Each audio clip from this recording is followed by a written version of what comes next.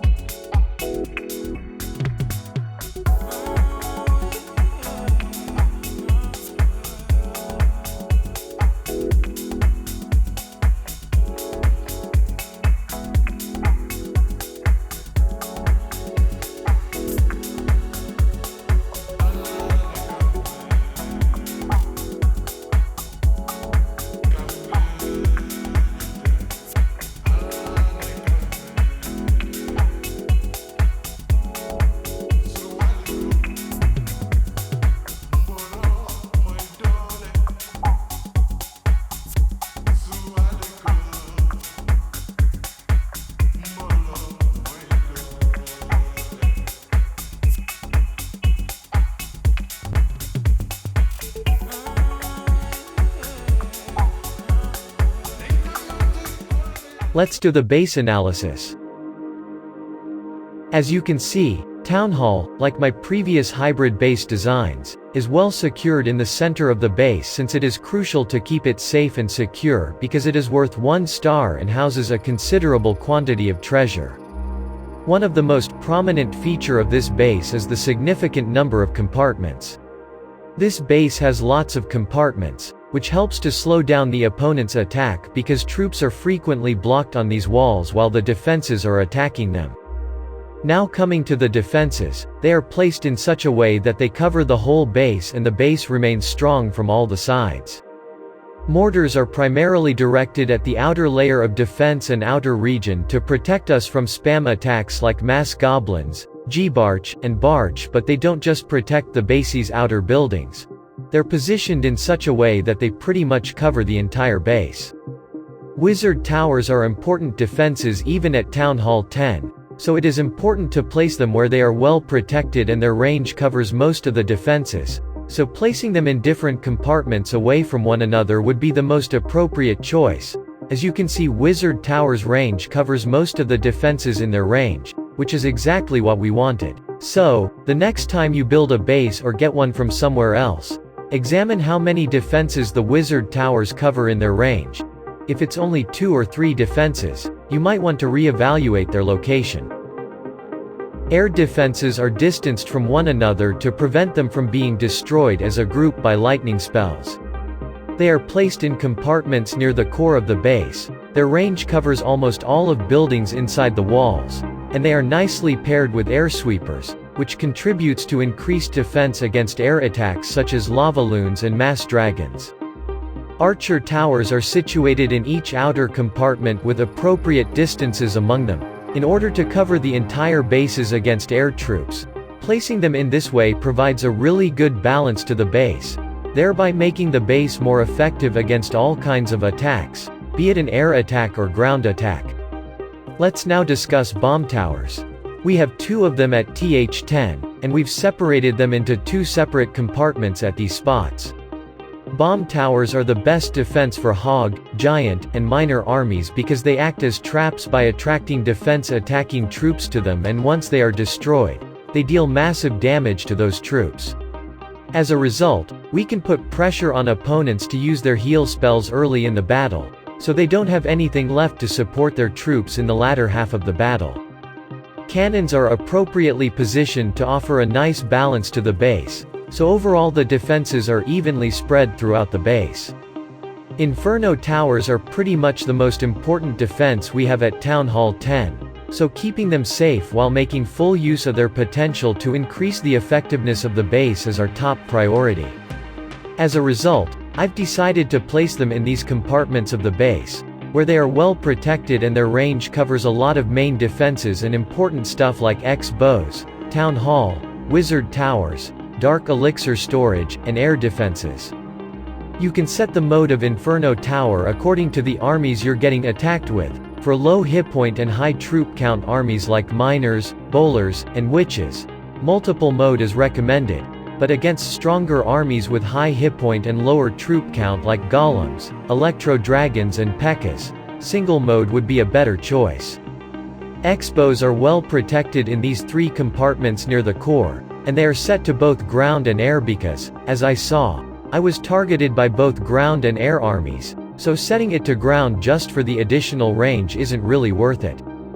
Coming to the heroes, some people make the mistake of underestimating their effectiveness and placing them in some outer compartment from which they can be easily lured and killed, but in our base, recognizing their effectiveness, I've placed them right in the core of the base, because if they are placed in a spot where they are not easily lureable, they can deal lethal damage to enemy troops, particularly lava loon and hog armies. A queen combined with 2 air defenses can practically melt a lava hound in a matter of seconds. The fact that I'm putting them right in the center of the base shows how essential they are. When it comes to storages, they are spread evenly throughout multiple compartments. Most rookie base designers make the mistake of placing all storages in the center and defenses on the outer compartments. As a result, once the attacker has penetrated the compartment of defenses, they have access to all of the loot. Because the storages are in different compartments in this base, the attacker will have to take out the entire base in order to acquire all of the loot. Also remember to never put the same type of storages on the same side of the base. For example, if we put both gold storages on this side of the base, the attacker will be able to grab almost all of your gold merely by destroying this portion of the base. As a result, in order to avoid this, We alternate their placement, much like this base.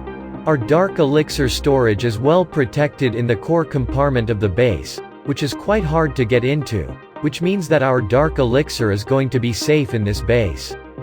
Now coming to the placement of the traps, after observation of so many attacks on this base, all traps are strategically placed in different places according to the pathing of defense attacking troops, which helps in making this base stronger against all kinds of attacks. Spring traps are tactically positioned in different compartments based on the pathing of defending attacking troops such as hogs and giants, as spring traps fling out a maximum of 18 house space of troops at max level at TH10. Those giant bombs are placed outside the boundary of the base, because troops like witches, bowlers, and wizards like to go along the boundary of walls in swarms while taking out outer buildings. This is where we can take advantage of this opportunity and take all of them out using a giant bomb. This trick worked for me quite often in the previous build, so I added it in this build too. We have placed those bombs out there so that they can take out the wall breakers, which can potentially ruin attackers' funnel as the troops wouldn't be able to go inside the base and they'll end up going for the outer trash buildings, which will end up ruining the attack. These skeleton traps are put in the core compartment because we want them to activate in the middle of the battle, and we set them to air mode so they can assist us with lavaloon attacks by targeting balloons and reducing the balloon count. Air bombs and air mines are strategically placed throughout the base to help in defense against air attacks. Seeking air mines target single troops but deal heavy damage, causing problems for lava hound armies, while air bombs target multiple air units with area splash damage up to 200 damage points, causing a serious problem for balloon and minion armies. Coming to the outer buildings, I've placed them alternatively, like I've avoided placing the same kind of collectors close to one another. I see most people not putting enough thought while placing those outer buildings, so they end up placing the same kind of collectors all together. These collectors become an easy target to attackers when placed together. Hence it is important to spread them out to make it harder for opponents to take them out. That's it for the base analysis. Even if your base is powerful enough on its own, having defensive troops in your clan castle will benefit you a lot, since clan castle troops can help you waste opponents' troops and time. Having clan castle troops is necessary to make the maximum use of our base's centralized clan castle function. Now go straight to the description. I've left a copy link for this base in the description, so that you can conveniently copy it. That concludes this video. I'll see you in the next one.